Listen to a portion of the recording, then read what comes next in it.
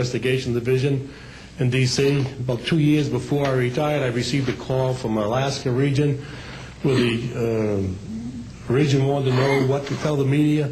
When I questioned, tell the media what, he says about the UFO, and it went downhill from there.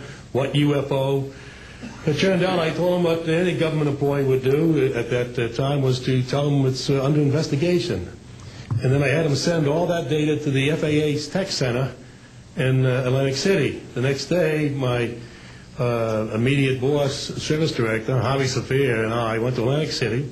I had just purchased a new video camera, and I videoed the event. In Atlantic City, we had him play back on a scope, you would call a scope, a plan view display, PVD, exactly what the pilot seen or what the controller seen, and we tied it in with the voice tape so we could hear exactly what the controller said and what he heard, and we taped it. We came back the next day, briefed the administrator, Admiral Ingen, on what happened. He wanted a 5-minute briefing. After we started the briefing, he wanted to know if he could see the video. We put the video on. He watched the video, the whole video.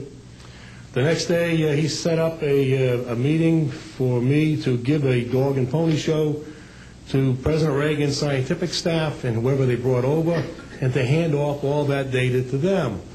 That morning in the FAA round room, it was either 9 or 10 o'clock, 3 men from Reagan's scientific staff, 3 CIA people, 3 FBI people, and I don't remember who the other guys were, along with all the FAA experts that I brought with me. They could decide or talk about the hardware and the software, how it worked. We put on a dog and pony show. We let them watch the video. We had all the data there. We had all the printouts that the computer put out. They got all excited over it.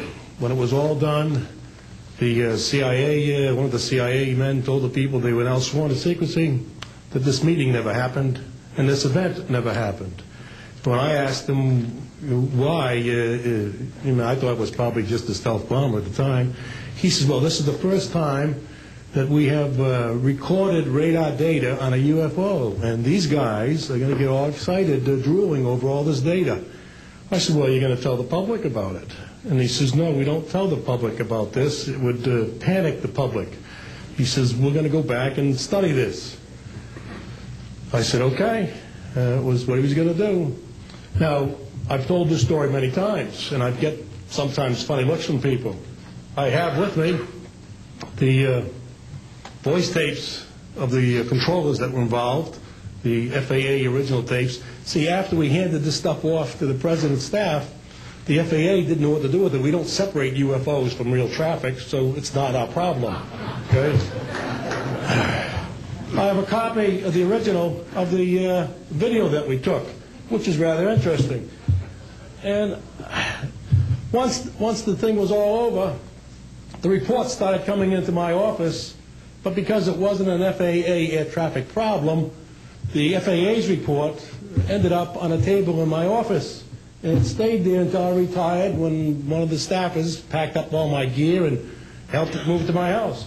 Also, in a box I found just a few days ago, in my 1992 tax return, I have the target printouts from the computer data, which, so if you wanted to return or look at every target that was up there at the time, you can now reproduce this from this piece of paper here.